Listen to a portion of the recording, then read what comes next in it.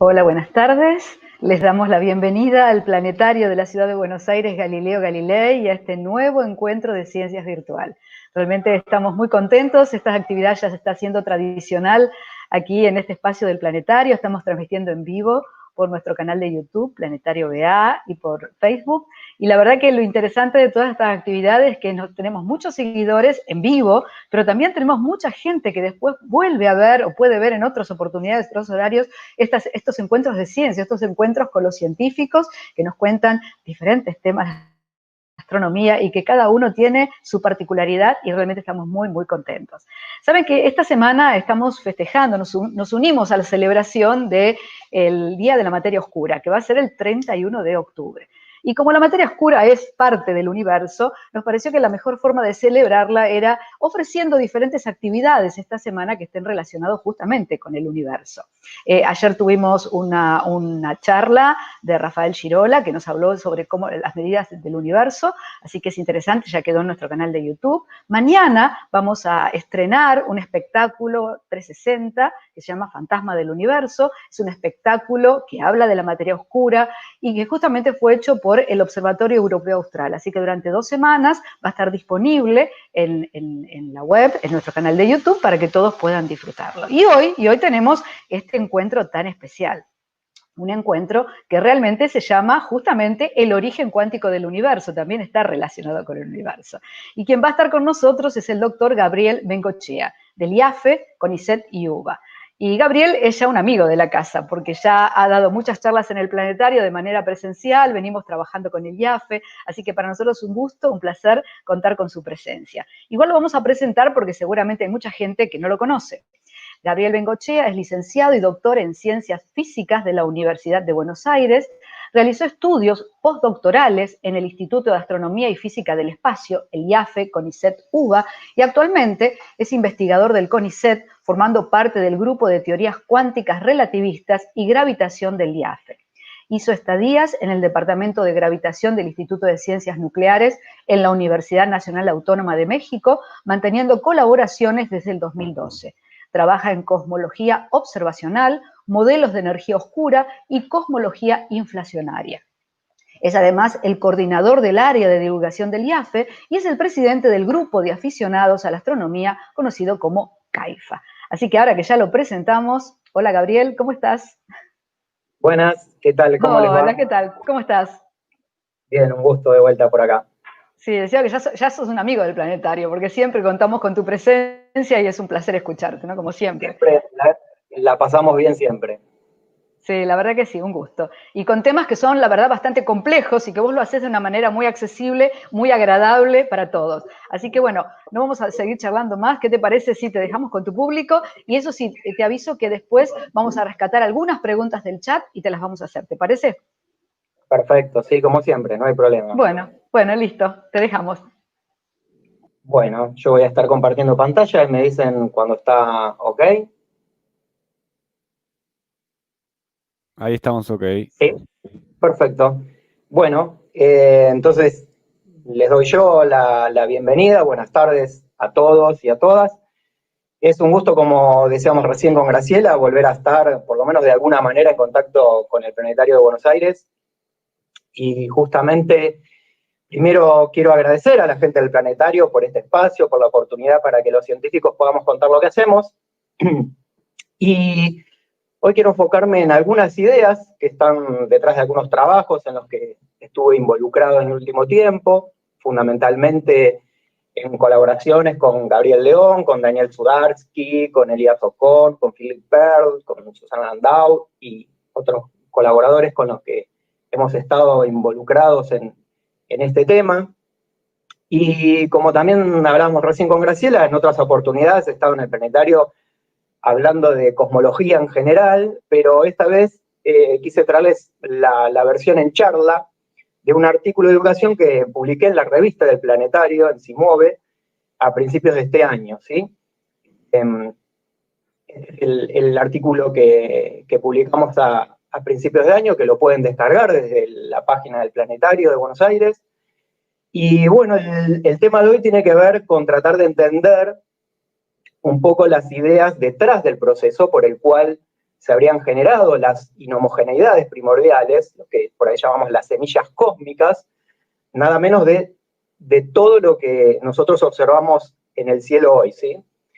Y este proceso pensamos que sucedió en una época bien temprana del universo que llamamos inflación.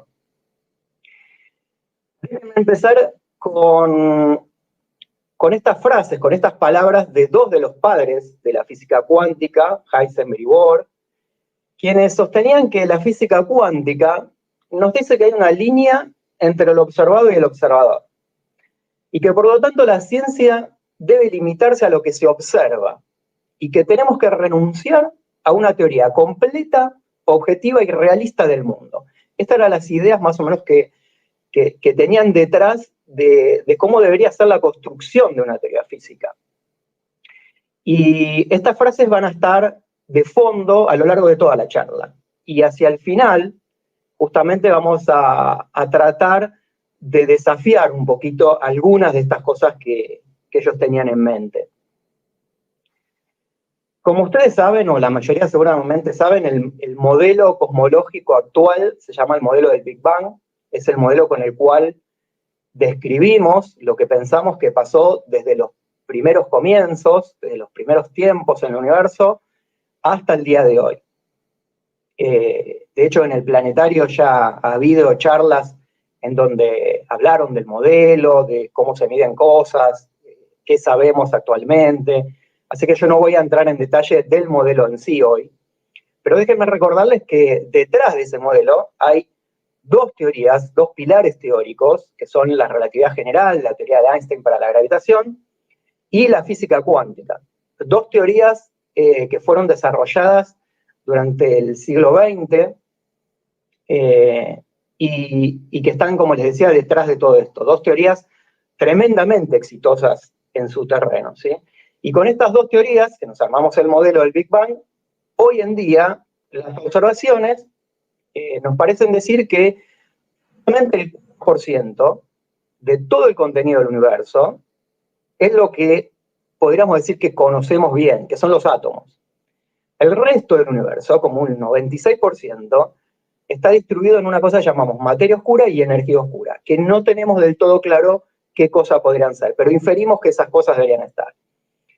Estas son cosas que nosotros observamos hoy, pero como les decía, yo me voy a particularizar hoy en la charla en la época bien temprana del universo, ¿sí? Así que bien hacia la izquierda del diagrama. ¿Cómo pensamos que fue ese arranque inicial de toda esta evolución?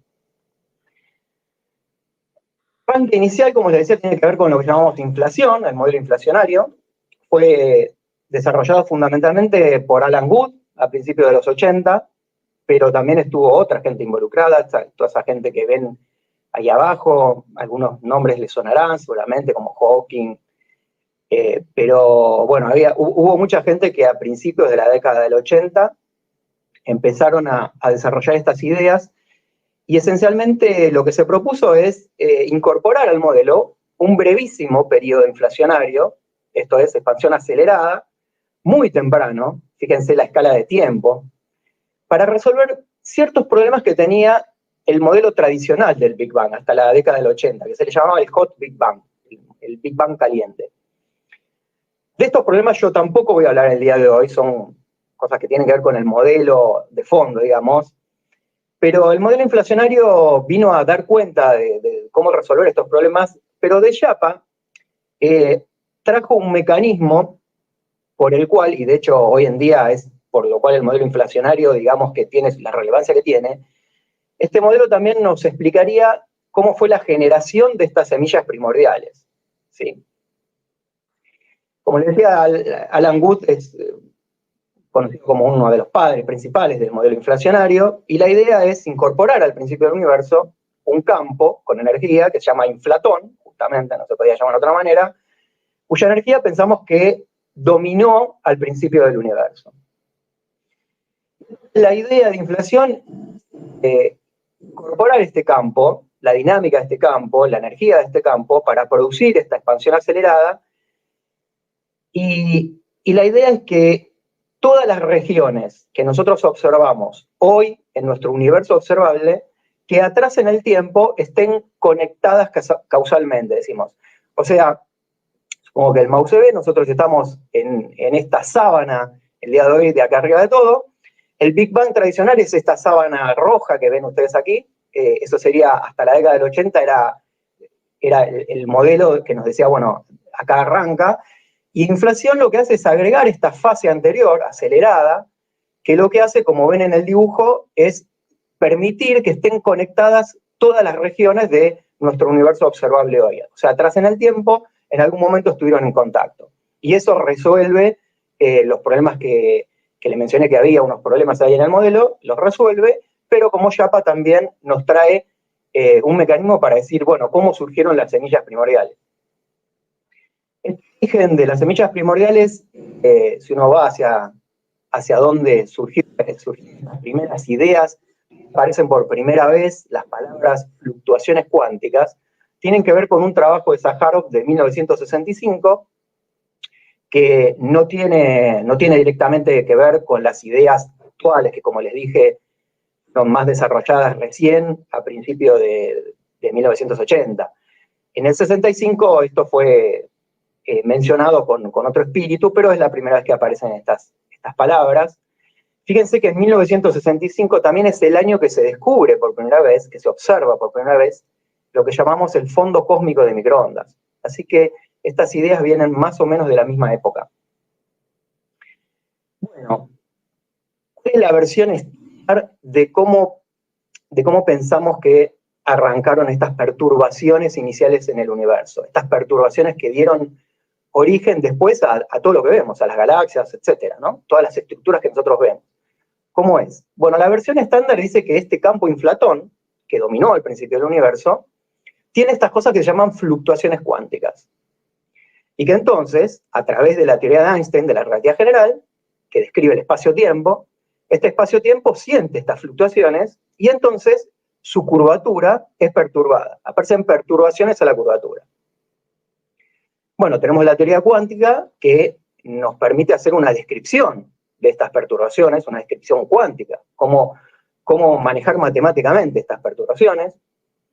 Y tenemos que dar una condición inicial, por decirlo de alguna manera, que es el estado de vacío. ¿Cómo era el estado inicial de estas perturbaciones al principio del universo? Bueno, tenemos que decir cómo fue eso. Y entonces, una vez que uno pone todos estos ingredientes, inflación nos da un mecanismo que nos termina relacionando la curvatura del espacio-tiempo con estas fluctuaciones de los campos de materia, del campo inflatón en particular. Bueno, calculamos cómo evoluciona eso en el tiempo, nuevamente con ecuaciones, con la física que está detrás de todo esto, y obtenemos lo que nosotros tendríamos que observar hoy en el cielo. Cuando estas condiciones iniciales de inflación que nosotros calculamos, las ponemos en simulaciones hechas por grandes arreglos de computadoras, nos dicen que la evolución gravitacional a partir de esta condición inicial dada por inflación, es que obtenemos como una distribución de la materia, en particular eso que ven ahí es materia oscura esencialmente, pero la evolución a partir de estas condiciones iniciales de inflación nos parecen llevar a una estructura que es muy parecida a la que nosotros observamos después con los telescopios haciendo mapas de distribuciones de galaxias o de cúmulos de galaxias. Esta distribución parece que es recuperada. Recién les mencioné el fondo cósmico de microondas, detectado por primera vez en 1965, pero muchos años después, en la década del 90, se detectaron además las anisotropías de este fondo cósmico de microondas, que son pequeñísimas diferencias de temperatura en estos mapas que se hacen de todo el cielo. O sea, lo que ven acá es un mapa, en realidad es una proyección de toda la esfera celeste, de este fondo cósmico de microondas, proyectado de esta manera, o sea, es todo el cielo esto, y las diferencias de colores que ustedes ven acá tienen que ver con diferencias muy chiquitas, muy chicas, en la temperatura de esta radiación.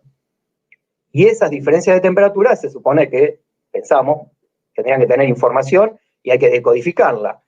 Entonces, estas observaciones trasladan figura como esta que ven acá a la derecha, en donde en el eje vertical pongo estas diferencias de temperatura en el cielo, y en el eje horizontal estamos graficando lo que tiene que ver con la escala angular con la que hacemos las observaciones. O sea, del lado izquierdo, más o menos por donde está la parte roja de esta curva, son las escalas angulares grandes en el cielo, y del lado derecho, las escalas angulares chicas. Bueno, esto es observación. Esto por el satélite Planck, entre el año 2013 y 2015, son las observaciones más precisas que tenemos, pero varios satélites ya hicieron este trabajo. El punto es que estas pequeñas diferencias de temperatura en las direcciones del cielo, que se llaman anisotropías, son justamente como las que predecimos con inflexión. Damos esas observaciones a este gráfico un poco pulido, digamos. Los puntitos rojos que ustedes ven aquí en esta gráfica son las observaciones que les mostré recién, con las barras de error incluidas. Y la curva verde, que ven qué bien que pasa por todos los datos observacionales, la curva verde es nuestra predicción teórica. Es lo que nosotros llamamos el modelo del Big Bang. Toda la física, desde inflación hasta el día de hoy, todos los procesos físicos que pasaron, están modelados con nuestras teorías, con nuestros modelos, en esa curva verde. Así que, si uno ve el ajuste de esta curva verde con los datos observacionales, no queda otra que concluir que el modelo cosmológico es un éxito rotundo. O sea, parece como que no hay más nada para hacer.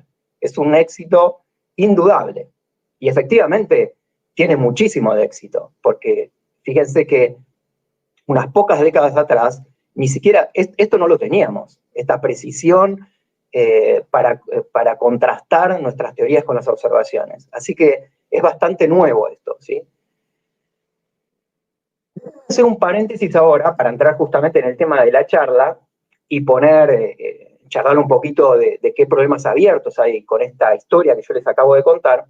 Déjenme, por esta charla, por unas diapositivas, hacer esta separación entre lo que podemos llamar física clásica y física cuántica.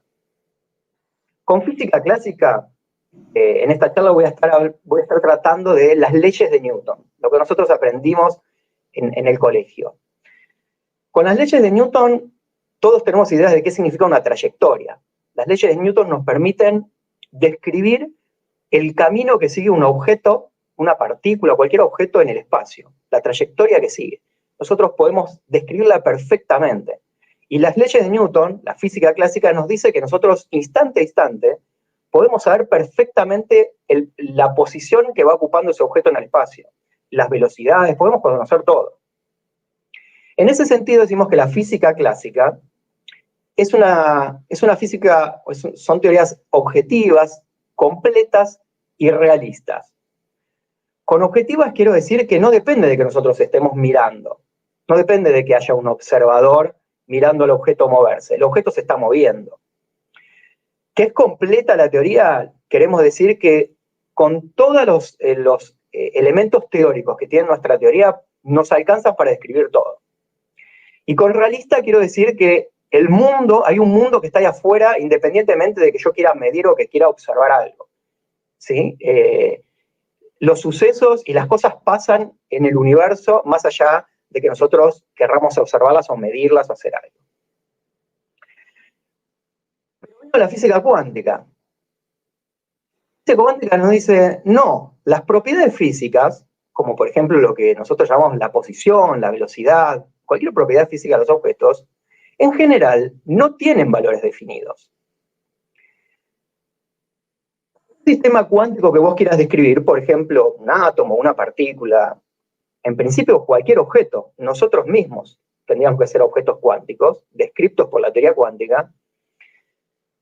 Esta teoría nos trae un nuevo personaje, que le llamamos la función de onda, seguido por estas personas como de Broglie, Schrödinger. Toda esta gente ganó el premio Nobel en su momento, ¿no? Fueron realmente genios de la física del siglo XX. En esta función de onda es donde está condensada toda la información que nosotros podemos tener de un sistema físico. Por ejemplo, el átomo, una partícula o lo que fuera. La cuántica nos habla de probabilidades. Esas probabilidades nosotros las podemos calcular utilizando esto que les acabo de mencionar, la función de onda. ¿Pero probabilidades de qué? Y bueno, Probabilidades de, por ejemplo, a mí me interesa conocer la posición de un electrón. Bueno, nos da la receta, la cuántica, de cómo calcular las probabilidades de encontrar a ese electrón en cierta región del espacio si yo voy y hago una medición con un aparato diseñado específicamente para medir la posición. Si yo me interesa conocer la velocidad, tendré que diseñar otro aparato para medir la velocidad, y entonces la mecánica cuántica me dirá cuáles son las probabilidades de encontrar determinados valores de velocidades si yo hago esa medición. Esta teoría es extremadamente exitosa, quiero remarcar en eso, porque nos permite describir toda nuestra vida cotidiana, desde el átomo, la química, la electrónica, todos los experimentos que se hacen en los aceleradores de partículas, pero no necesitamos ir a un laboratorio como un acelerador de partículas. Nuestra vida cotidiana, la computadora que tenemos en este momento con la cual estamos viendo, escuchando esta charla, toda la electrónica de adentro, de alguna manera está metida la física cuántica ahí. Voy a decirles algo más de la física cuántica.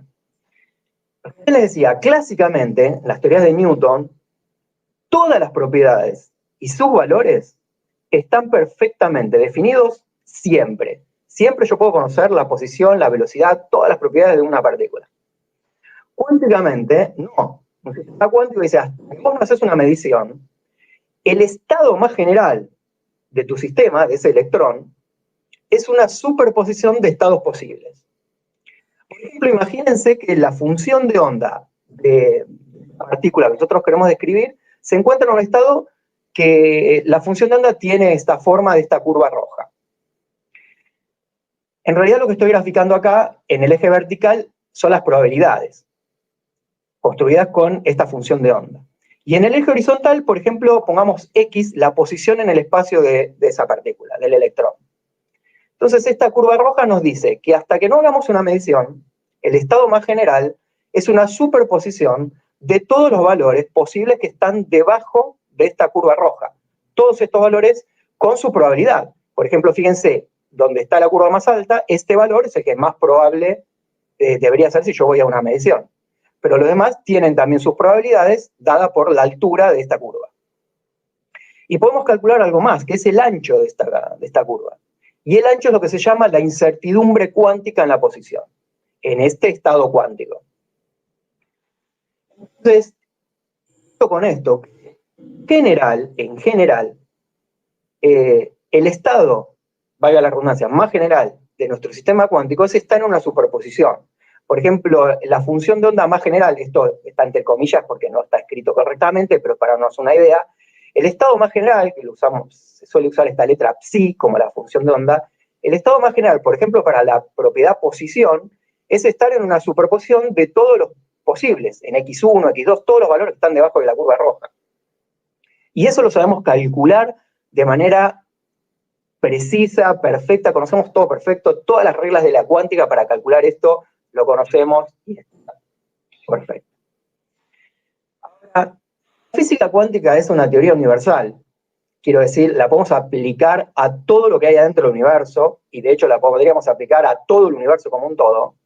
Nos surge esta pregunta, que es, ¿por qué no se observan superposiciones, como les mencionaba recién, macroscópicas?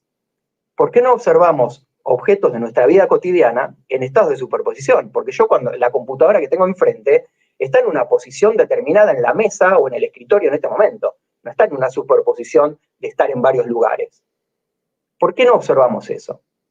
Y acá es donde entra en juego este experimento pensado de Schrödinger, en donde él dijo, bueno, supongamos que tenemos una caja cerrada, sin ventanas, no se puede mirar ni para adentro, y ni si estamos adentro no podemos mirar para afuera, no tiene ventanas, y en esa caja ponemos un dispositivo atómico, aquí representado por esta cajita, un dispositivo atómico radioactivo, descrito por la física cuántica, en donde la física cuántica nos permite calcular de este átomo radioactivo con qué probabilidad, al cabo de cierto tiempo, este átomo radioactivo puede decaer.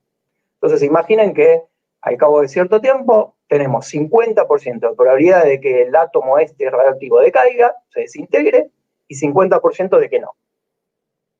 Ok, Ahora, la física cuántica, si es universal, tiene que ser aplicable a todo lo que hay dentro de la caja. Y en la caja además ponemos este dispositivo acá con estas palanquitas, ponemos un martillo, ponemos un frasco con un veneno ahí adentro y ponemos también al gato de Schrödinger ahí adentro.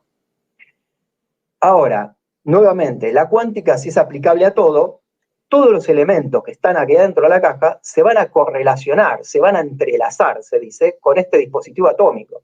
Y estas probabilidades que yo calculé con la cuántica se van a heredar, se van a trasladar al martillo, al frasco, al veneno, al gato. Todo va a terminar entrelazado. Y entonces imagínense que yo me pregunto por una cierta propiedad del gato. Por ejemplo, me pregunto por la viveza del gato, la propiedad viveza. Esa propiedad viveza tiene dos posibles estados con dos valores posibles. Vivo o muerto. Esas dos. Ahora la cuántica me dice, pero cuidado, el estado más general respecto a la propiedad viveza del gato es la superposición. Es estar en esta combinación con 50% de probabilidad, que es este número que está representado aquí a la izquierda del gatito, tenemos 50% de probabilidad de estar en el estado vivo y 50% de probabilidad de estar muerto. El estado es una superposición de estas dos cosas. Pero fíjense que esta superposición no nos dice que está vivo o muerto, vivo y muerto. Lo que nos dice es que el gato no tiene estado definido. Totalmente algo distinto a la física newtoniana. Sería algo así, ¿no? Como acá. Sea una especie de superposición. Okay. Ahora, la ecuación madre de la física cuántica se conoce como la ecuación de Schrödinger, que por motivos ilustrativos la representé acá, ¿sí? Acá está el gatito y acá está la función de onda que va a describir al gato. La ecuación de Schrödinger, esta que ven aquí, una vez que uno alimenta esta ecuación con la función de onda, la ecuación nos dice cómo va a evolucionar en el tiempo ese estado cuántico del sistema, del gato, por ejemplo. Eso se conoce como el proceso U, son nombres que les dio, estoy usando nombres que le dio Roger Penrose, quien este año ganó el premio Nobel de Física, no por esto, pero es ese mismo personaje. Esta ecuación de Schrödinger tiene la propiedad de que no destruye superposiciones, o sea, nuevamente, si el gato está en una superposición, la evolución en el tiempo, dada por esta ecuación, no va a destruir esa superposición, no va a destruir probabilidades. Si tu sistema que estás estudiando tiene alguna simetría, no la va a perder. Es determinista y es reversible. O sea, con esta ecuación donde aparece el tiempo, yo puedo ir hacia atrás en el tiempo, hacia adelante en el tiempo, y en todo momento puedo ver cómo es la evolución en el tiempo de esta función de onda. Ahora, segundo proceso, uno hace una medición. Cuando hacemos la medición, se dice en la jerga que la función de onda colapsó. Colapsa la función de onda. Y obtenemos un estado definido. Por ejemplo, yo voy, abro la caja, hago una observación del gato, la función de onda colapsa y encuentro, por ejemplo, el estado del gato es vivo. Pero fíjense que este otro proceso, es donde intervino la medición, que se llama el proceso R porque se redujo la función de onda, es un proceso estocástico, es aleatorio, es irreversible. Una vez que yo obtuve que el gato está vivo, no puedo decir nada de cómo estaba antes. No sé si estaba muerto, si estaba vivo y muerto, no puedo decir nada. Perdí información. Entonces, el punto clave aquí es que cuando yo hago una medición es cuando obtengo un estado definido sin superposiciones cuánticas. Nuevamente imaginemos un dibujito ahora en 2 dimensiones, como esa curva roja que le mostré, pero en 2 dimensiones. Entonces, imagínense que la función de onda tiene esta forma, una forma que se llama una función gaussiana, ¿sí? Tiene esta forma, ¿sí? Esta es la función de onda, que describe una partícula, el gato, lo que fuera. Nuevamente yo, con las reglas de la física cuántica, puedo calcular la región de la incertidumbre, o sea, cuáles son las incertidumbres cuánticas, dónde están los valores más probables para las cantidades, por ejemplo, X e Y, la posición X e Y, si yo hago una medición. Y está este otro proceso que cuando hago una medición, la función de onda colapsa. Colapsa, queremos decir esto, que aparecen para X y para Y valores bien definidos. O sea, esta función de onda que tenía toda esta forma dispersada, de repente toma valores bien definidos. ¿Sí? Pero hicimos una medición y pasó esto. Este es un juego lo que llamamos, lo que se conoce en la literatura, con el nombre de el problema de la medición cuántica, el problema de la medición en la física cuántica. Hay varias maneras de presentarlo, pero una de ellas es esta pregunta. ¿Cómo es que pasamos de una superposición, por ejemplo, en la posición X de una partícula, a un estado bien definido en la posición, si la ecuación de Schrödinger, yo les decía, no destruye superposiciones? El punto es que alguien, algo, un aparato, hace una medición, entonces ahí es donde nos es revelado en qué estado está el sistema. Pero fíjense que tiene que haber algo externo a la teoría, algo externo, que aparece en este proceso de medición, de medir, que es lo que hace colapsar la función de onda del estado. El punto es que el concepto medición no está bien definido, dentro de lo que es la física cuántica. Hay toda una teoría de la medición, de qué significa una medición, pero no van a encontrar un libro de la física cuántica que te describa de manera precisa qué cosa representa exactamente hacer una medición. Eso no está bien definido. La pregunta, ¿qué tan grande tiene que ser un objeto para que su estado colapse y no esté en una superposición? ¿El objeto tiene que ser grande como un gato, por eso no lo veo en superposición?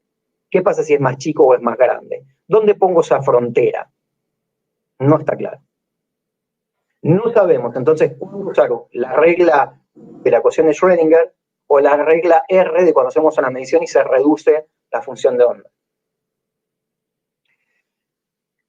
¿Cómo resolvemos este problema? Bueno, hay varios enfoques, hay varios intentos de resolver este problema.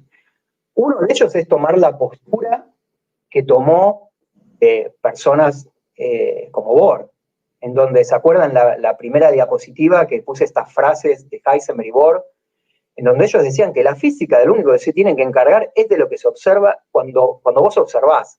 Cuando vos no estás observando, cuando vos no medís, no tiene ni sentido hacerse la pregunta de cuánto vale algo. O si la luna está ahí afuera en el cielo, si yo no la estoy observando, no tiene sentido la pregunta.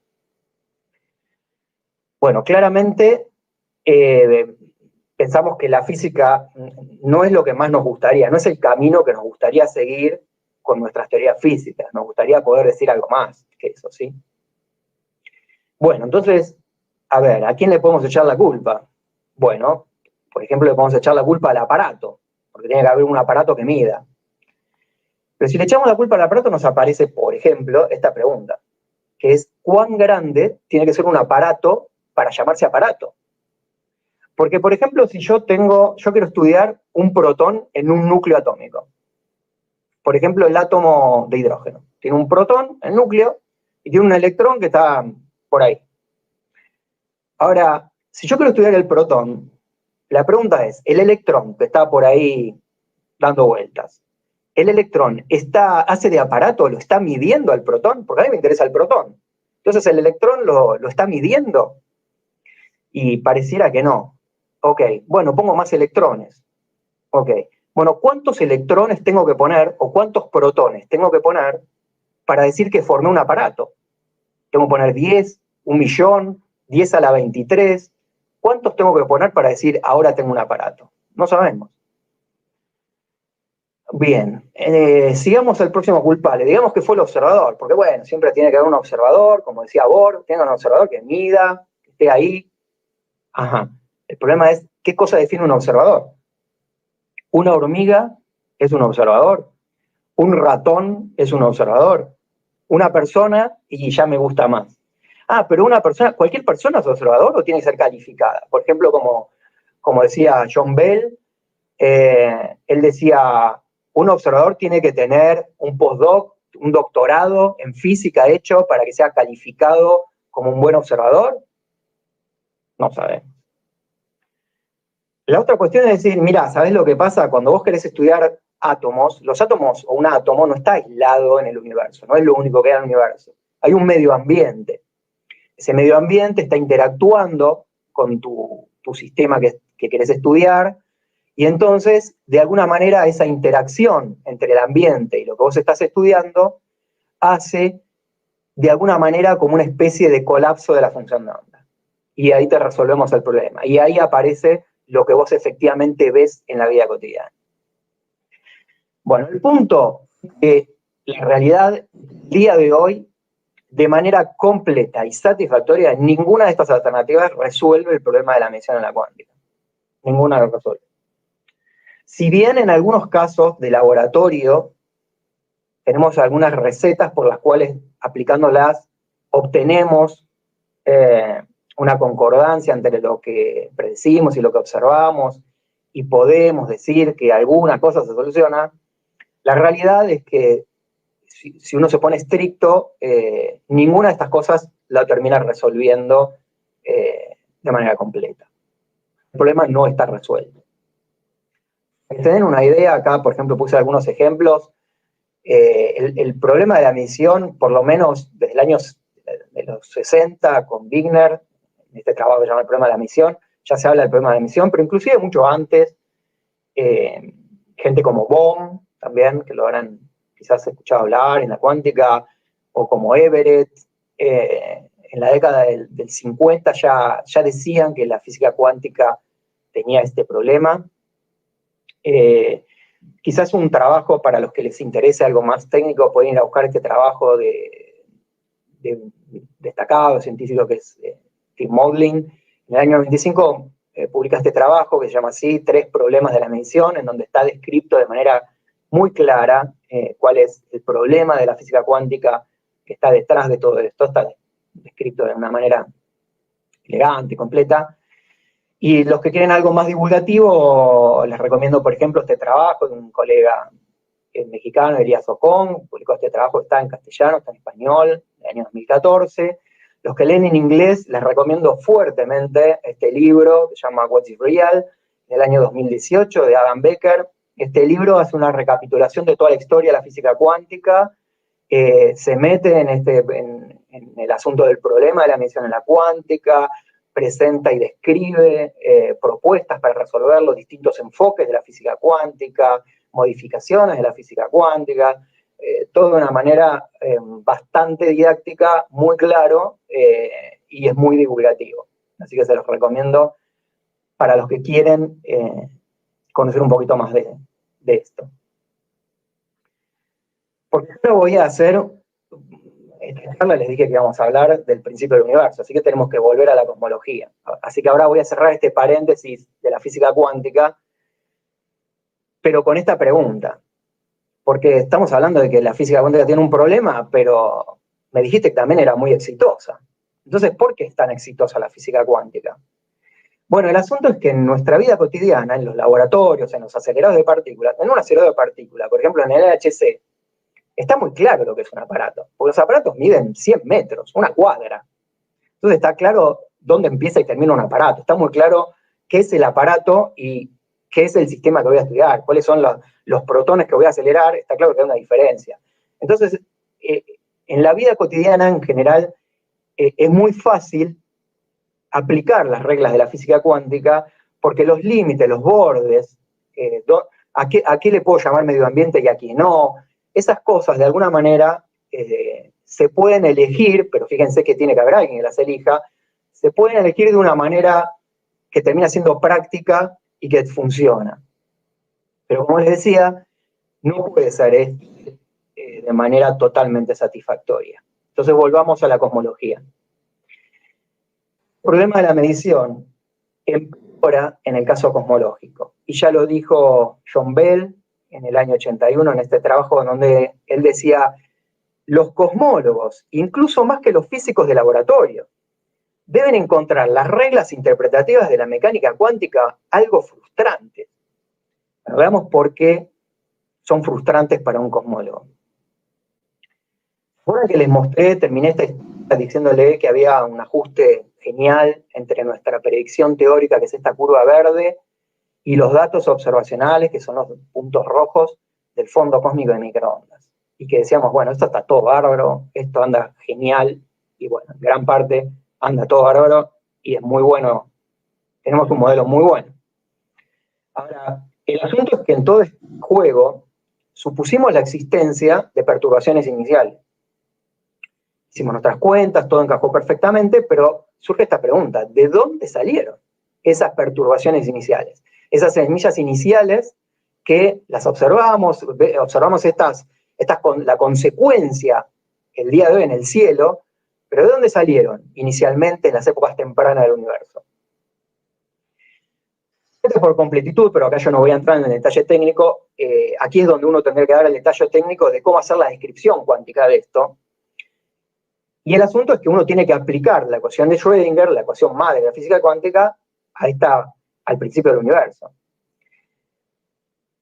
Pero se simplifica, hay cosas que nos ayudan muchísimo para esta descripción, y tiene que ver con que en la física, si hay algo que es muy conocido, es la física de un resorte, un oscilador armónico.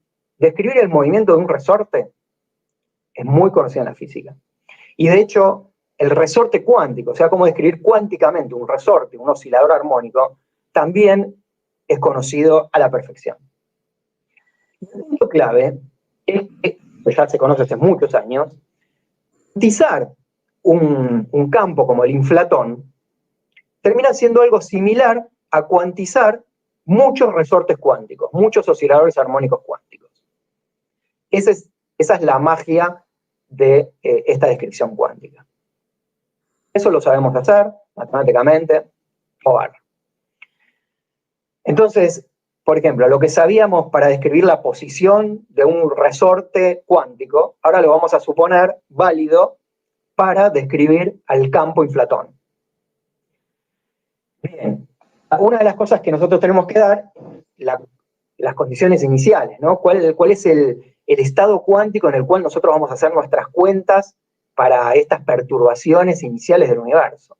¿Cuál era el estado de vacío inicial al principio del universo, al principio de la historia? Por lo menos en la época de inflación. Bueno, y ahí aparece este personaje, el vacío Bunch-Davies. Son dos apellidos, quizás algunos habrán conocido, habrán leído algunos libros de divulgación de Paul Davies, es este mismo Davies. Y la idea es la siguiente: cuando inflación empieza a transcurrir, bien, al principio del universo, ¿no? Estamos hablando, esa inflación, esa expansión acelerada, de alguna manera lleva al universo a una situación como esta que están viendo acá. Tiende a aplanar todo el espacio con el que nosotros vamos a describir qué está sucediendo ahí adentro, ¿no? Entonces, esta expansión acelerada muy rápidamente, enseguida, aplana el espacio, de tal manera que pensamos que la situación inicial, al principio de inflación, es casi perfectamente isótropa y homogénea. Eso quiere decir que, fíjense en esta grilla que yo estoy mostrando acá, el espacio como que no tiene dirección privilegiada y no tiene punto privilegiado. Eso queremos decir que es isótropo y homogéneo. Que no hay dirección privilegiada y no hay lugar, no hay punto privilegiado en el espacio. Es todo lo mismo, son todos equivalentes. Eso decimos que es isótropo y homogéneo. Y pensamos que cuando arranca inflación, el espacio-tiempo es de este tipo. Ok. Ahora, el espacio-tiempo es isótropo y homogéneo, tenemos que elegir como estado de vacío para la materia que hay adentro, el campo inflatón, tenemos que elegirlo que sea de manera adecuada y consistente con esta representación, con esta idea del espacio-tiempo. Entonces ahí aparece este vacío de Bunch-Davies. No por casualidad al principio les mostré esta curva roja como ejemplo, porque la función de onda que representa a este vacío de las perturbaciones al principio del universo, la función de onda tiene esta misma forma de la curva roja, una forma de gaussiana. La diferencia es que en el eje horizontal ahora no estoy dibujando la posición de una partícula, sino el valor, o algo que tiene que ver con el valor del campo inflatón que estaba al principio del universo. Y nuevamente ven que yo puedo calcular el ancho de esta función, que es lo que llamamos la incertidumbre cuántica. Ahora, este estado, nuevamente, representa una situación isótropa y homogénea. Y fíjense que de la misma manera que dije al principio cuando hablamos de las incertidumbres cuánticas y de los estados de superposición, fíjense que los valores del campo inflatón pueden ser todos los valores posibles que están debajo de la curva roja. Eso es lo que nos dice la física cuántica. Entonces, el estado más general es estar en una superposición de todos estos valores que están debajo, con la probabilidad dada por esta curva. ¿Sí? Cuanto más alto, más probabilidad, menos probabilidad, la puedo calcular, todo bien. Pero el estado más general, para los valores del campo, es estar en una superposición. Nuevamente, de la misma manera, creo que con un resorte cuántico, con la posición de un resorte. Y yo puedo calcular las incertidumbres. Estas incertidumbres cuánticas muchas veces se le llaman fluctuaciones cuánticas.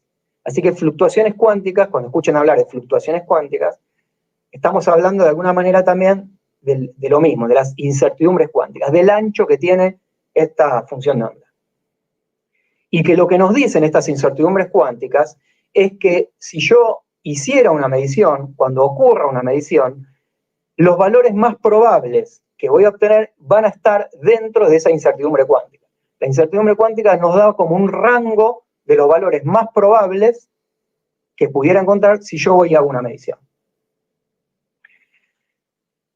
Es el punto clave para nosotros, los que trabajamos la problemática esta en la cosmología, el principio del universo. Y es que en este estado de vacío, el vacío de Bunch-Davies, que representa una situación perfectamente isótropa y homogénea, para describir esa situación al principio del universo, fíjense que existen fluctuaciones cuánticas. Es el ancho de esa curva, son las incertidumbres cuánticas. Pero fíjense que no hay perturbaciones. El espacio-tiempo perfectamente isótropo y homogéneo. Viene en sitio. No hay rugosidades, no hay perturbaciones. ¿Sí? Entonces tenemos que distinguir, tenemos que hacer una distinción entre lo que significa una fluctuación cuántica, que es lo que nosotros calculamos, con las perturbaciones, que realmente están ahí en el espacio-tiempo, o las perturbaciones que tiene este campo. Son dos cosas distintas. Entonces, la pregunta siguiente. ¿Cómo pasamos entonces cuánticamente de un estado, este estado de vacío, que era isótropo y homogéneo, un estado de superposición, que no tiene semillas, que representa un espacio-tiempo perfectamente isótropo y homogéneo, a otro estado en donde no haya más superposiciones, que haya inhomogeneidades, que haya semillas de estructura, porque esas semillas de estructura después terminan siendo las galaxias que vemos en el cielo? Bueno, ¿cómo aparecieron? ¿Cómo aparecen cuánticamente? Porque la ecuación de Schrödinger, la ecuación madre, pilar teórico de la física cuántica, dijimos al principio que no rompe simetrías. Si es isótropo y homogéneo, nunca puede dejar de serlo, si yo me rijo por la ecuación de Schrödinger de la física cuántica. Pero tenemos este recurso, podemos echarle la culpa a un aparato de medición, como hacemos en el laboratorio, o a un observador, o al medio ambiente. Pero el asunto, diría Tom Hanks, Houston, we have a problem. Porque nada de esto, ni aparato, ni observador, ni medio ambiente, nada de esto existía al principio del universo. Son recetas que nos sirven muy bien para describir procesos en un laboratorio con la física cuántica, pero que para explicar el principio del universo nos ponen en un aprieto. Aparecen palabras, estos personajes conocidos como fluctuaciones cuánticas, que parecen venir al rescate. Realmente, lo que leemos en la literatura es que recurre entonces al principio de incertidumbre de Heisenberg, de la física cuántica, para justificar diciendo que las fluctuaciones cuánticas del vacío son el mecanismo de generación de las semillas de las estructuras. Porque en el vacío hay fluctuaciones cuánticas, y esas fluctuaciones cuánticas el espacio-tiempo las siente, y entonces aparecen semillas, etc. Pero les acabo de mostrar las incertidumbres en un estado de vacío, eso nos dice que no hay valores definidos. que todos los puntos del espacio son equivalentes, que no hay valores definidos, hasta que no hagamos una medición. Estamos en un estado de superposición hasta que no hagamos medición. El estado de vacío, como les mencioné recién, tiene fluctuaciones cuánticas, las podemos calcular, pero no tiene perturbaciones, no tiene semillas de estructura. Por ejemplo, en un artículo de educación rescaté estas frases. Me dicen, cuando el inflatón cae hacia el estado de mínima energía, el campo fluctúa. Es decir, a veces tiene más energía, a veces menos. Esas fluctuaciones son importantes porque nos dicen que habrá regiones con un poco más de densidad de materia que otras. Entonces, cuando uno lee estas frases, lo que se le viene en mente es como una cuerda vibrando, como la que está representada ahí abajo. Es como esta cosa de fluctuar, parece que a veces toma más valores de más energía o de menos energía, pareciera como si estuviera tomando valores, a veces más, a veces menos, y va pasando por todos los valores intermedios. Pero la física cuántica no nos dice eso, no nos dice que hay valores definidos. No hay valores definidos hasta que no midamos. Así que esta representación no puede estar bien. ¿Cómo es el origen cuántico de las perturbaciones al principio del universo en la época de inflación? Bueno, la propuesta estándar es que ver esto, la fluctuación cuántica del vacío durante inflación. Nuestra propuesta, bueno, nuestra con varias personas, muchas personas en el mundo que trabajan en esto, otras personas que trabajan con esto, en particular nosotros acá, nuestra propuesta va a decir que la respuesta va a venir por una mecánica cuántica no estándar, que vamos a tener que apartarnos de la física cuántica de Schrödinger. Y este justamente es nuestro trabajo actual, tratar de estudiar modelos alternativos para generar las perturbaciones iniciales en el universo temprano, en la época de inflación. Y en qué radica nuestra propuesta. La propuesta de colapsos, así genéricamente, y la idea fue seguir trabajos de personas como Diossi o como Penrose, justamente, les acabo de mencionar, sabemos, este año ganó el premio Nobel de Física por su teorema sobre agujeros negros, pero Penrose ha trabajado en muchas cosas, y estas cosas también le interesan, y ha trabajado y propone cosas, tiene cosas, ha dicho cosas al respecto sobre esto. Pero siguiendo estas ideas, Daniel Sudarsky y colaboradores, en el año 2005, propusieron aplicar estas ideas de colapsos objetivos que se llaman a la cosmología, a la época temprana del universo. Entonces la idea es que durante inflación producen los colapsos de los estados cuánticos, los colapsos de la función de onda, algo similar a lo que ocurre cuando hacemos una medición. O sea, pasamos de un estado de vacío, este estado cero, el estado de vacío, a un nuevo estado con unas simetrías distintas. El primero, el estado de vacío, era isótropo y homogéneo, describía un universo que en todas las direcciones y en todos los puntos eran iguales, no había privilegio de nada. Y estos colapsos lo que me dicen es que espontáneamente pasan a un nuevo estado en donde esas simetrías ya no están más. Ya no es más isótropo y homogéneo. Aparecen las semillas de estructura. Sucede como una medición. Suceden estos colapsos. La función de onda colapsa. Estas teorías de colapso no las inventamos nosotros, vienen de hace mucho tiempo, desarrollándose desde la década de los 70, fundamentalmente con trabajos de Philip Perl, Girardi, de Remini, de Weber, de Penrose nuevamente, de Diossi. Entre los 70, los 80, a principios de los 90 se han desarrollado varias variantes, varias mejoras, varios intentos para describir estas teorías cuánticas modificadas. Entonces la idea es modificar la teoría cuántica para describir la evolución del estado cuántico, pero este es el punto clave, sin observadores externos ni aparatos que hagan las mediciones.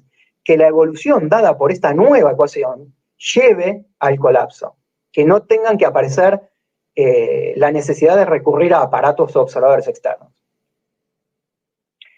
Por supuesto, esa teoría modificada tiene que explicar todos los fenómenos que la física cuántica estándar describe, explica de manera perfecta en los laboratorios. No puede contradecirlo, porque eso funciona. pero la idea es que también nos permita explicar fenómenos macroscópicos, que nos diga por qué los gatos no están en superposición. Pero no, como les decía, pero que sí nos explique electrones en superposición, que son cosas que podemos manejar, manipular y hacer cosas en laboratorio. Una de estos dos zonas, lo microscópico y lo macroscópico, en una misma ecuación. La idea entonces es que estos colapsos, estas teorías desplazan al estado inicial de vacío, ¿se acuerdan? Les mencioné, en el caso de inflación se llamaba el vacío de Bunch-Davis, bueno, que pase del estado de vacío de Bunch-Davis a otro estado nuevo y donde se rompan estas simetrías iniciales del universo y esta superposición. Entonces, fíjense que este mecanismo nos da un verdadero proceso que enciende y origina las perturbaciones, porque no tenemos que apelar a la idea de fluctuaciones cuánticas, y no tenemos que ir a eso, sino que tenemos un mecanismo que nos permite decir cómo se originaron. Tenemos un mecanismo que nos dice cómo es que sucedió algo parecido a una medición, sin observadores y aparatos. Todo esto lo podemos modelar, podemos calcular cuáles serían los efectos que uno debería ver en el fondo cósmico de microondas, en esa radiación que nos viene de todas las direcciones del cielo, y con estas observaciones podemos restringir cómo pudieron ser estos procesos de los colapsos. Entonces, estas ideas no solamente quedan en las cuentas, simplemente por mostrarles, no voy a hacer una descripción de esto, pero simplemente para mostrarles que hay colegas que ya han tomado estas predicciones teóricas y la han contrastado con las observaciones, y entonces uno puede ver cuáles modelos de colapso ajustan mejor las observaciones o no, entonces nos guían en cómo mejorar estos modelos. También hay una de las predicciones tiene que ver con algo que todavía no se ha detectado, que tienen que ver con ondas gravitacionales, pero no de fusiones de agujeros negros, sino ondas gravitacionales primordiales, que se habrían originado al principio del universo en la época de inflación. La mayoría de los modelos inflacionarios en el marco de la cosmología estándar, de inflación estándar, la mayoría predice que deberían existir estas ondas gravitacionales. Bueno, en nuestro modelo como más ortodoxo, digamos, de estas teorías de colapsos aplicadas a inflación, nuestra predicción es que si estos modos se llaman, estas ondas gravitacionales, efectivamente aparecieron durante inflación, deberían ser muy, muy, muy débiles, o sea, muy poco detectables, ¿sí? Eso es lo que se parametriza con este parámetro. Deberían ser muy chiquitas el aporte de esas ondas gravitacionales. Bien, hagamos entonces, para ya ir medio terminando, hagamos un resumen de cómo sería el esquema, porque esta charla en definitiva se llamaba cómo era el origen cuántico de estas perturbaciones al principio del universo, ¿no? Entonces hagamos un esquema, o cuál es nuestro esquema favorito para tratar de entender esto. Bueno, partimos de las ecuaciones de Einstein de la relatividad general. Estas ecuaciones nos describen el espacio-tiempo, la dinámica del espacio-tiempo cuando nosotros decimos la materia que hay adentro. En el caso de inflación, el campo inflatón. Estas ecuaciones relacionan del lado izquierdo, esta G, del lado izquierdo, la geometría del espacio-tiempo, que en nuestro caso particular suponemos que siempre es descripta por las ecuaciones de Einstein clásicas. En realidad se llaman semiclásicas. Pero que la geometría es algo clásico. Y del lado derecho, esta T es el contenido del universo, los campos de materia, que los vamos a describir con la física cuántica. En el caso del principio del universo, este campo cuántico es el inflatón, el que hace todo este juego, ¿sí? El que alimenta estas ecuaciones de Einstein. Y a ese campo cuántico dijimos que lo poníamos en un estado de vacío, este estado de vacío, este cero, que era el de Bunch-Davis. Cuando uno alimenta todo, estas ecuaciones, de las cuánticas mezcladas con las ecuaciones de Einstein, nos dicen que el universo, el espacio-tiempo, era isótropo y homogéneo, porque estábamos en un estado vacío, que era isótropo y homogéneo, la perturbación a la curvatura es cero. Esta es la situación inicial. Ahora, si la evolución cuántica la da una cuántica no estándar, como esta de los colapsos, entonces en algún momento van sucediendo estos colapsos cuánticos, y entonces el estado de vacío pasa a un nuevo estado, con otras simetrías distintas, decimos nacen las perturbaciones, porque dejamos de estar en el vacío, y entonces este nuevo estado, a través de las ecuaciones de Einstein, nos dicen, la perturbación a la curvatura ya no es más cero. La perturbación a la curvatura es cero. Esa es la perturbación, porque se produjo este colapso en tu estado de vacío cuántico. Y luego tenemos la evolución estándar, como siempre. La evolución en algún momento tiene que terminar, producirse lo que se llama el recalentamiento, o sea, la transferencia de la energía de este campo a todo lo demás, a todo lo que nosotros después vemos, ¿no? En el futuro, la evolución, todo lo que aparece después, la amplificación de todo lo que pasó, hasta terminar en las estructuras que vemos nosotros en el cielo con los telescopios, ¿sí? Las galaxias o lo que fuera. Entonces este es más o menos el esquema con este agregado que nosotros hacemos con la búsqueda de, por un lado, resolver el problema de la medición en la física cuántica, pero que nos dé una respuesta a la aplicación a la cosmología de la época temprana. Entonces, mi conclusión aquí sería, tiene que ver con esto, con cuál es el secreto cuántico, ¿no? Existen propuestas como estas que les mencioné, así en palabras, por supuesto, de manera divulgativa.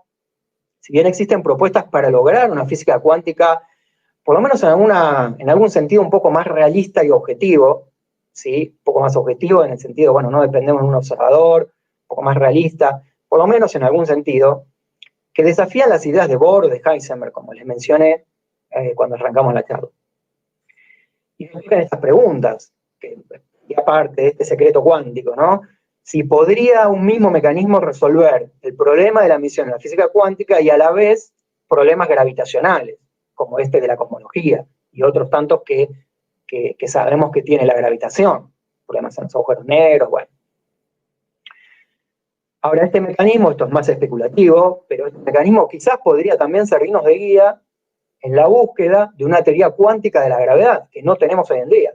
Hay intentos por lograr una teoría cuántica de la gravedad, pero hoy en día no tenemos una teoría terminada y perfectamente predictiva, una teoría cuántica de la gravedad. Bueno, quizás esto también pueda arrojar luz para ver por dónde ir en este camino. Y entonces, los que, bueno, les mencioné alguna literatura con la que pueden ayornarse los que quieren entrar en este tema, pero también les puedo pasar este artículo que escribí este año. Se puede bajar, está disponible en internet. Como les mencioné, en la revista Simove del Planetario, este año, al principio, también lo pueden descargar desde la página del Planetario. Hice un artículo que se llama El origen cuántico del universo, por eso le pusimos en esta charla, en donde aquellos que quieran pueden como llevarse un resumen escrito de lo que les acabo de contar en esta charla, lo pueden ir a buscar en ese artículo de divulgación, ¿sí? Bueno, déjenme completar la parte formal de esta charla, contarles que yo trabajo en un instituto que se llama el Instituto de Astronomía y Física del Espacio, como les mencionó Graciela al principio. En particular, yo trabajo en un grupo que se llama el Grupo de Gravitación, Cosmología de Cuerdas. En este instituto, además de mi trabajo como investigador de CONICET, ya saben, algunos que hayan seguido charlas, me gusta esta parte de difusión, de divulgación, así que tratamos de hacer en el instituto, de coordinar eventos de divulgación. De hecho, en el Planetario el año pasado hemos hecho un ciclo genial, buenísimo, con varios de los investigadores del instituto, y ojalá el año que viene podamos volver a hacer un nuevo ciclo con investigadores del instituto para que puedan contar lo que hacen.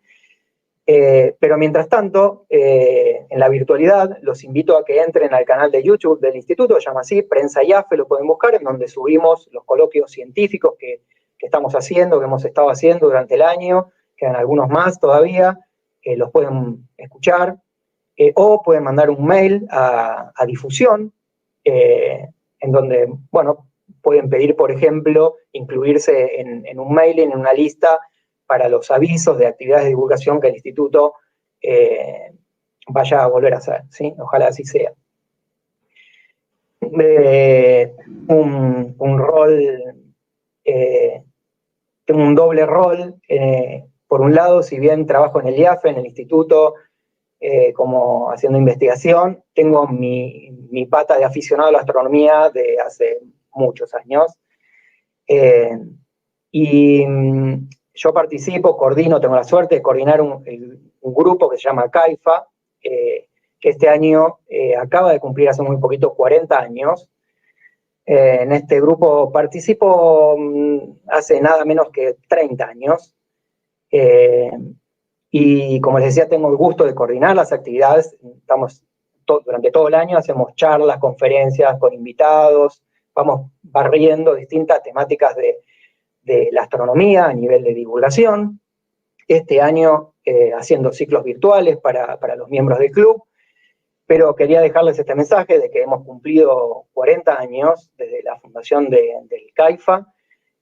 También nos pueden buscar en YouTube como CAIFA, Club de Astronomía Ingeniero Félix Aguilar, pueden sumarse a nuestro grupo de Facebook, ahí hacemos debates, etc.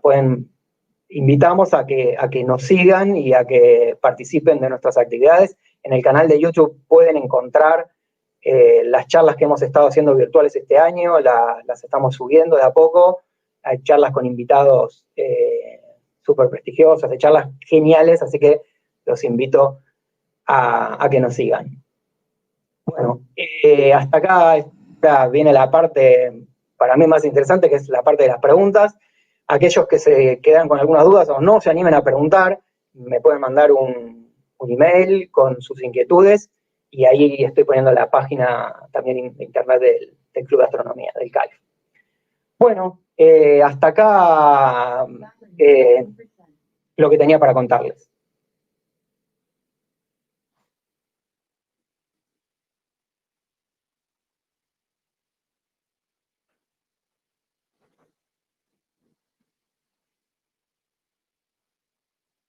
Yo no los estoy escuchando en este momento. Debería escucharlos, ¿no? No los estoy escuchando. A ver ahora. A ver ahora. No te escucho. ¿No? No está muteada vos, ¿no, Graciela? A ver, ¿ahora me escuchás? Ahora sí. Ah, bueno, ahora sí, bueno, perdón.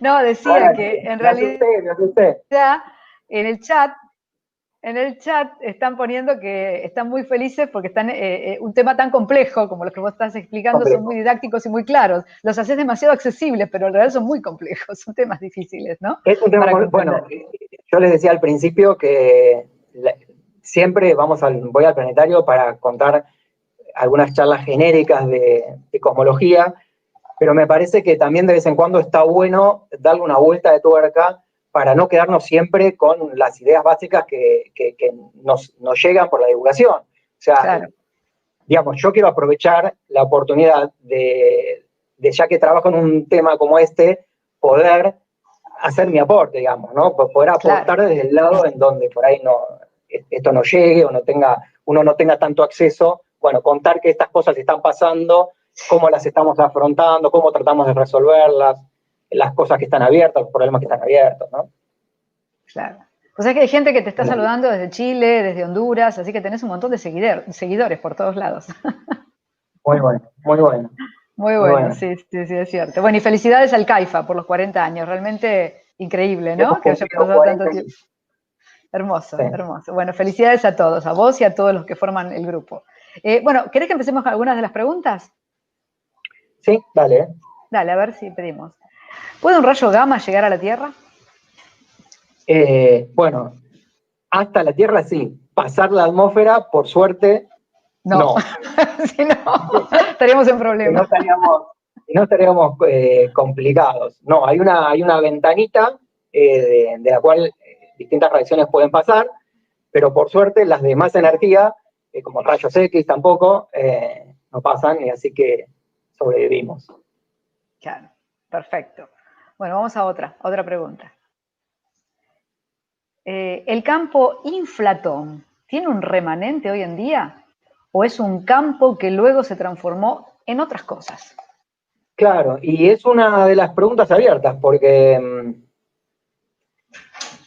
Porque inflación en algún momento tiene que terminar. Inflación no es eterna, dura un rango muy chiquito de tiempo, se enciende y se apaga, se tiene que apagar. Si no se apagara, no podríamos explicar lo que observamos, no da lo que observamos, así que se tiene que terminar. Y cuando termina, toda esa energía de ese campo se tiene que trasladar a otras cosas. Tiene que aparecer la materia, las partículas que nosotros conocemos, los electrones, bueno, al principio la radiación, los quarks, lo que fuera. Ese traslado, eso tiene que suceder en un proceso que se llama el recalentamiento, que también es un área muy abierta, que no está del todo entendida, ese pasaje, pero efectivamente, el inflatón, como campo directo, nosotros eso no lo observamos de manera directa. Todo esto es evidencia indirecta. Está. Bueno, vamos a la otra. A ver. ¿Qué porcentaje de materia oscura hay en el universo? Bueno, el consenso es que más o menos entre un 23, 24, 26%, 20 y algo por ciento, dependiendo qué línea de investigación uno utilice para poner ese ajuste, más o menos es un 20 y algo por ciento. Hay algunos científicos que no quieren llamarlo materia oscura porque dicen que está mal denominado. ¿Pensás lo mismo o no? Bueno, materia de vuelta, como energía oscura, ¿no? Es otro protagonista de estos. Energía oscura o materia oscura son nombres genéricos que se le dan para tratar de explicar observaciones indirectas, mediciones indirectas que tenemos y que tenemos que explicarlas. Bueno, materia oscura es un nombre genérico que se le da a una componente que tiene que causar efectos gravitacionales, pero que pensamos que no está constituida por átomos como los que conocemos. Ahora, esa materia oscura, o esa componente, por ahí la explicamos diciendo, bueno, capaz que hay que modificar la teoría de la gravitación de Einstein, y entonces no se trataría de una partícula. Bueno, ¿qué es? No sabemos. Hay un montón, hay un zoológico de posibilidades. Perfecto. Bueno, ¿vamos a otra? A ver. Dale. ¿Se podría decir que la física clásica es un caso particular de la cuántica? Bueno, ahí hay varias posturas. Nosotros, mis colegas, en principio pensamos que la física cuántica es la teoría. O sea, pensamos que de alguna manera todo el universo tiene que ser descrito por la física cuántica. O sea, la física clásica es como una aproximación muy buena que nos sirve para muchos casos, para explicar un montón de cosas, pero como que la física cuántica tendría que ser, o es una teoría más fundamental en ese sentido. ¿Sí? Bien, perfecto, está claro. ¿Vamos a otra? Hay un montón, ¿eh? Lo que vemos es lo que esperamos ver. Nosotros manifestamos la materia. ¿Es correcta esta afirmación? No sé si estoy entendiendo bien qué significa nosotros manifestamos. O sea, una cosa que me encargué de remarcar es que a nosotros nos gustaría tener una teoría o un modelo que explique cómo surgió todo sin recurrir a nosotros, sin recurrir a nuestra existencia, ¿no? O sea, entonces, que nosotros manifestemos la materia, a mí no me convence, digamos, porque yo quiero pensar que los átomos surgieron antes que un ser humano que observe. Entonces, yo quisiera tener una teoría en donde nosotros no seamos quienes manifestamos la existencia de la materia. Bien, correcto. ¿Vamos a otra? ¿Alteramos las condiciones de estado inicial al medir? ¿Estamos interviniendo? Sí, claro. El punto clave es cuando uno mide, uno altera, uno hace una alteración. El estado cuántico de algo, cuando uno mide, va y lo altera. Pero de vuelta hay que hacer una medición, y quiero remarcar eso, que la física cuántica nos habla de resultados posibles que podemos tener, con cuán probables van a ser, cuando vamos y hacemos mediciones. El problema del universo es qué cosa hizo esas mediciones. Perfecto. A ver si podemos. Yo estoy mirando el chat también porque van apareciendo más preguntas. Entonces, bueno, después de tu charla, de toda la charla preguntan, ¿todo es un oscilador armónico entonces? Seguramente debe ser alguno, porque creo que varias veces, hace unos años, he dado una charla que se llamaba así, justamente, todos resortes. Por eso Justamente entonces. para mostrar cómo en distintas áreas de la física el oscilador armónico, un resorte, está detrás de prácticamente todo lo que conocemos. Entonces, no sé si diría todo, pero gran parte de la física está relacionada con algo tan sencillo como un oscilador armónico, un resorte. Un resorte, un péndulo, no sé, como quieran llamar. De ahí viene el nombre entonces, por eso la pregunta, seguramente. Bueno, a ver si podemos tener otra. Espera que no la veo bien.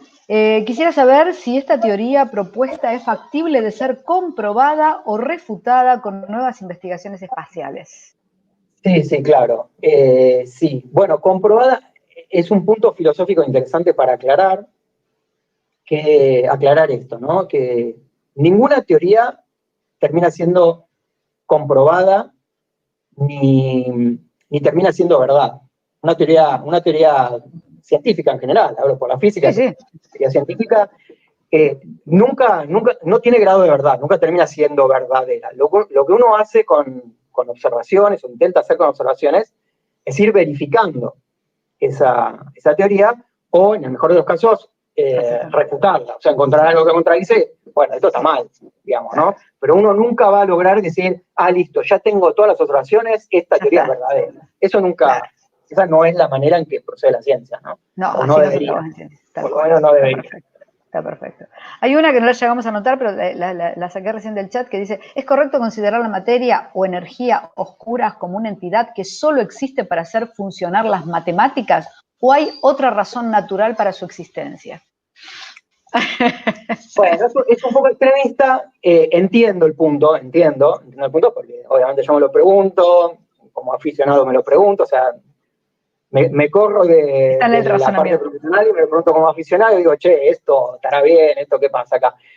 Pero hay una diferencia, digamos, y no es que, a ver, uno no puede poner en un modelo cualquier cosa.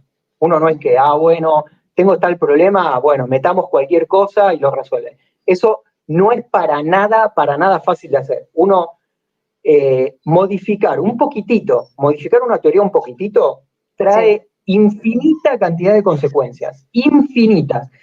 Por ejemplo, voy a poner algunos ejemplos, pueden o no tener con lo de la materia oscura o la energía oscura, que insisto, no es que, bueno, un día nos levantamos y ponemos materia oscura y energía oscura para que esto ajuste y ya está. No es así tan sencillo. Hay justificaciones, hay todo un formalismo, tienen que cumplirse un montón de cosas. Pero, por ejemplo, hay gente que dice, bueno, ¿y no será que la velocidad de la luz no es una constante? Por ejemplo, son preguntas que surgen en las charlas. Sí. Bueno, uno no se da idea las ramificaciones, las infinitas ramificaciones que hay si vos decís, proponés que la velocidad de la luz no es una constante universal, eso trae o sea, los átomos ya no dejan de ser átomos. Claro, Ya no me puedes hablar ya cuando me decís, bueno, la luz que viene de la galaxia, no me hablé de galaxia, no me puedes hablar de galaxia, no me puedes hablar de nada, porque si me cambiás la velocidad de la luz, me cambiás el pilar de la física, que es la relatividad de Einstein. Con lo cual describimos todo. O sea, a partir de la velocidad de la luz. Claro, entonces tocas un ingrediente y las ramificaciones son infinitas. O sea, si me decís que la velocidad no es variable, explícame cómo funciona un láser. Claro, está claro. Me modificas todo. O sea, ¿cómo funciona un GPS? Listo, explícame cómo funciona un GPS. O sea, chao. Yo también. Perdiste todo. Entonces, trabajar en teorías modificadas es un área, a mí me parece genial, porque es irse preguntando permanentemente dónde hay problemas, pero la construcción de teorías modificadas es una tarea muy, muy compleja, muy compleja. Perfecto. Está ahora apareciendo en el chat otra que dice, ¿existirá la posibilidad de que los agujeros negros sean alguna especie de causante de la teoría del Big Crunch?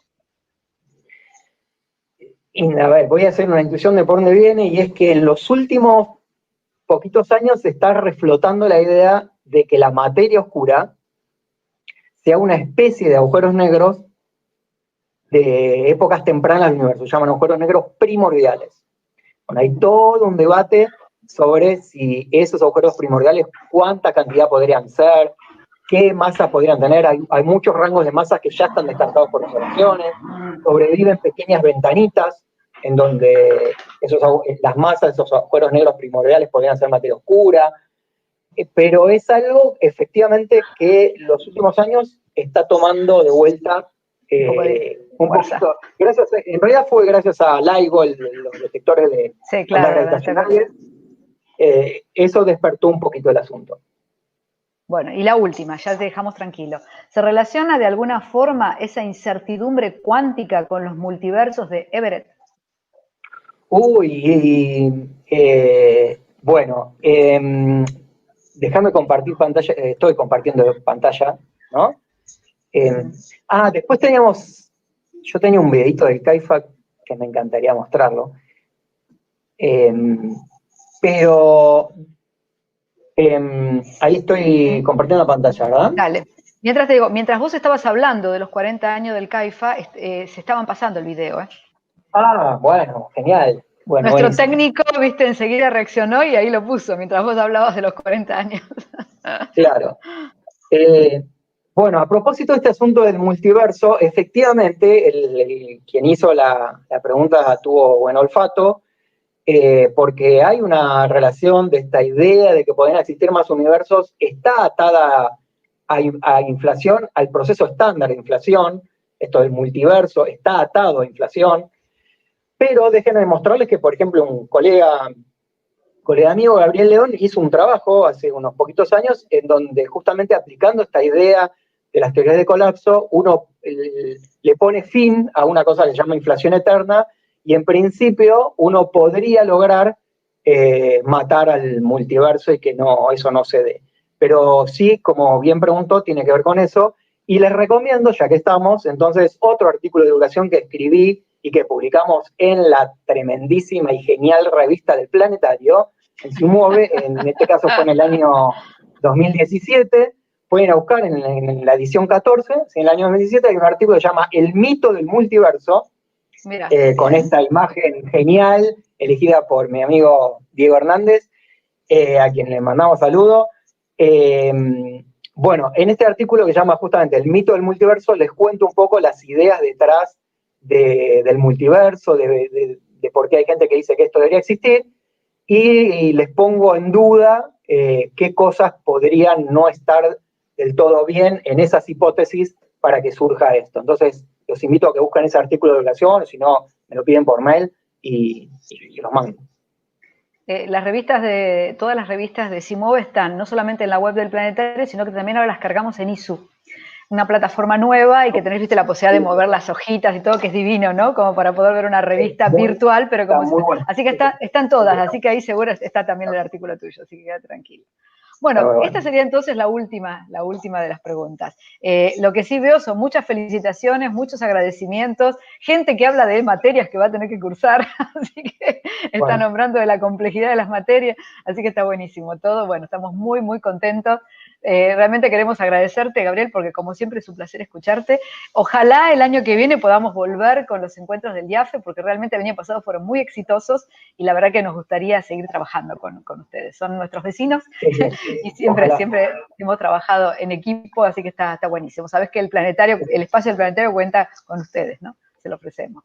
Así que bueno. Y obviamente vuelvo a hacer el agradecimiento. Para mí estos espacios son fundamentales para poderle hacer llegar a la gente qué cosas se hace un instituto como el IAFE, por qué es tan importante hacer investigación básica, ¿no? Porque mucha gente por ahí se podría haber preguntado, o algunos por ahí se preguntaron, bueno, estudiar todo esto, bueno, ¿qué nos aporta a nosotros en la vida cotidiana? Bueno, la investigación básica es vital, es fundamental para el desarrollo, así que entonces está bueno estos espacios para poder contar y que vea que la gente qué cosas hacemos.